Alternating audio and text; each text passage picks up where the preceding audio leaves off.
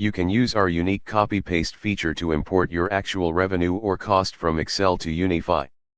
To begin, select either the revenue or cost modules. Select the right code structure.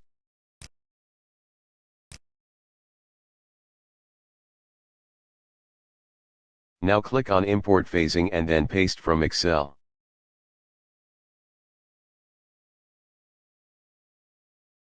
Select Actual from the Import drop-down. Now go to your Excel file and highlight the range of data you want to import. Key to a successful import is having the word project for the project ID column and code for the account code column. Dates need to be in columns as well. Paste the data into the Paste Excel Data Here box.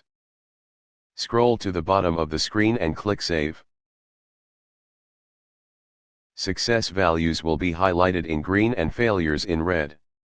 Hovering on red will explain why it failed. The dashboard will instantly update with the actual line in the cash flow graph.